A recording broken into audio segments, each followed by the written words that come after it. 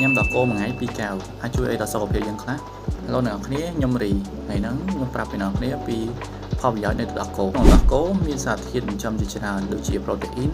ដូចជាខ្លាញ់ដូចជាកាល់ស្យូមដូចជាវីតាមីន D កាល់ស្យូមនិងវីតាមីន D អាចជួយឆ្អឹងរបស់យើងរឹងមាំហើយនឹងលូតលាស់បានល្អប្រូតេអ៊ីនអាចជួយឲ្យសាច់ដុំរបស់យើងលូតលាស់បានល្អនិងមានភាពរឹងមាំហើយមួយទៀតទឹកដោះគោក៏ជួយឲ្យយើងដេកលក់ស្រួលដែរចំពោះមនុស្សទូទៅទឹកដោះគោមានសារធាតុចិញ្ចឹមហើយនិងសារធាតុល្អៗច្រើនមែនទែនជាពិសេសសម្រាប់មនុស្សចាស់ដែលគាត់មានជំងឺពុកឆ្អឹងឬក៏មានការបាត់បង់នៅសាច់ដុំរបស់គាត់អាចញ៉ាំទឹកដោះគោជំនួយពីលើរបបអាហារប្រចាំថ្ងៃរបស់គាត់បន្ថែមទៀតប៉ុន្តែសម្រាប់មនុស្សខ្លះគឺគាត់អាចញ៉ាំទឹកដោះគោបានទេដោយសារគាត់ញ៉ាំទៅគាត់មានរាគគាត់មានខ្យល់ក្នុងពោះគាត់តឹងណែនពោះចឹងទៅគាត់អាចមានរោគមួយគេហៅថា lactose intolerant គឺគាត់អត់មានអង់ស៊ីមក្នុងការបំបែកជាតិឡាក់តូសនៅក្នុងទឹកដោះគោហ្នឹងហើយសម្រាប់ការញ៉ាំទឹកដោះគោយើងគួរជ្រើសរើសទឹកដោះគោណាដែលបន្សុទ្ធហើយគេហៅថា pasteurized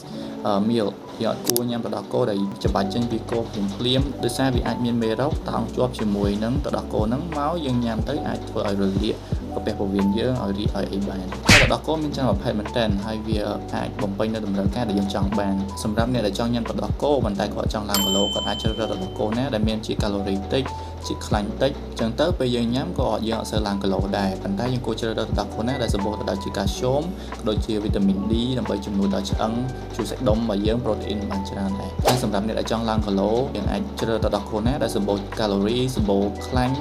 សម្បូរប្រូតេអ៊ីនចឹងទឹកដោះគោមួយថ្ងៃ2កែវយើងអាចញ៉ាំនៅពេលព្រឹកបើយើងចង់បានថាមពលច្រើនយើងអាចញ៉ាំពេលយប់បើសិនជាយើងពិបាកក្នុងការគេងវាអាចជំនួយយើងគេងលក់ស្រួលផងដែរអូខេអញ្ចឹងវីដេអូហ្នឹងមានតែប៉ុណ្្នឹងឯងចាំជួបគ្នានៅវីដេអូក្រោយទៀតបាយបាយ